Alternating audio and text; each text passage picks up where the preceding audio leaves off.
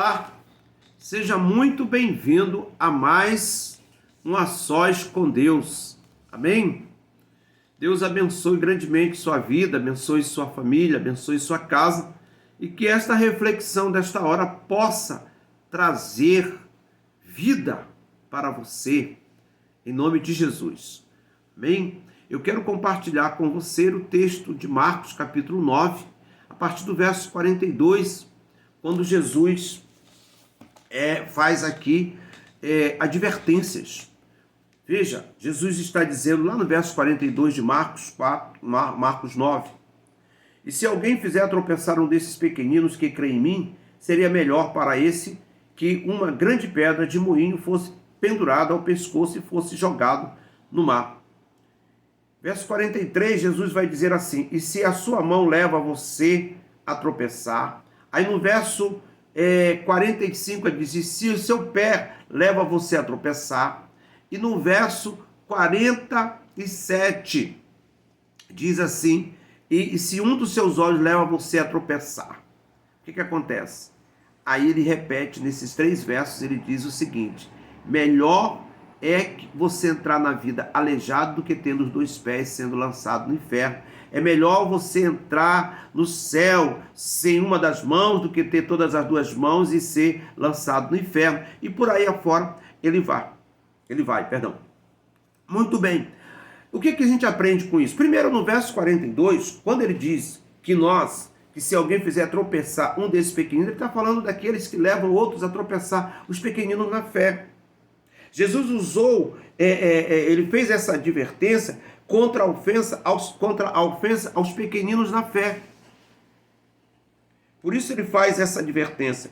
E isso ele aplica-se tanto ao que fazemos individualmente, como ao que permitimos que venha a corromper nossa comunhão com Cristo. No versículo 43, Jesus usou aqui uma alegoria muito assustadora para enfatizar a importância de eliminar o pecado da nossa vida.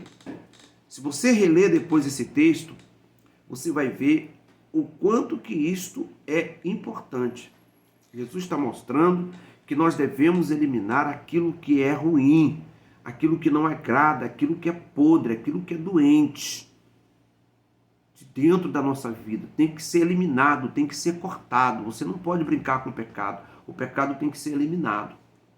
E aí ele fala isso. No versículo 49, ele vai dizer assim, porque cada um será salgado com fogo. O que Jesus está mostrando é o seguinte, com essas palavras estranhas, quando ele diz que o verme não morre, o fogo não se apaga, são palavras estranhas, e são estranhas. Jesus está querendo mostrar que é o seguinte, com essas palavras estranhas, Jesus mostrou as graves e eternas consequências do pecado.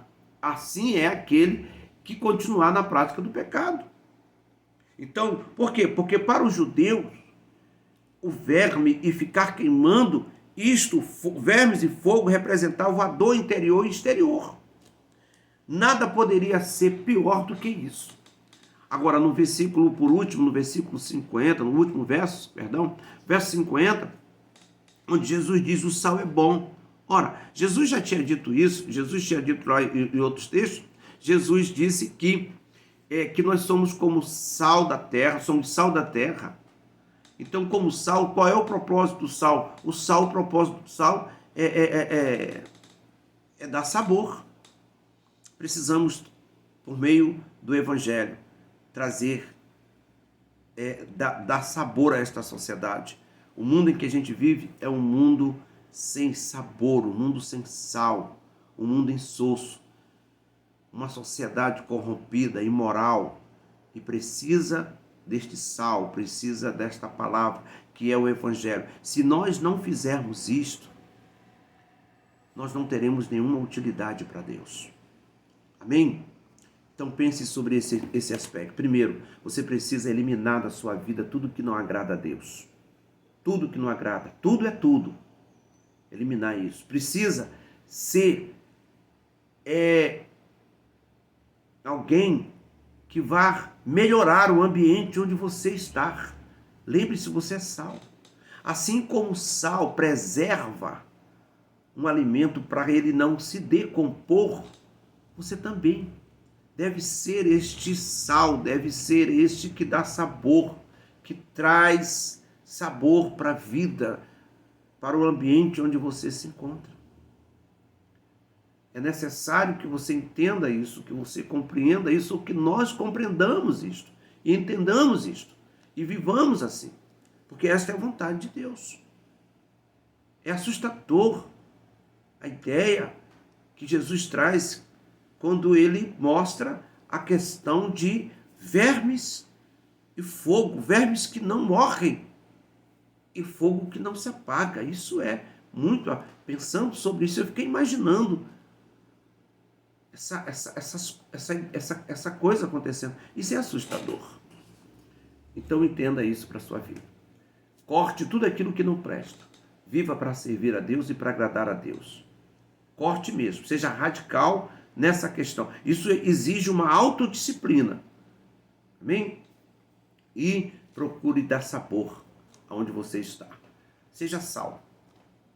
O sal não tem como proposta salgar. Se salgar, estraga. Ele tem que dar sabor.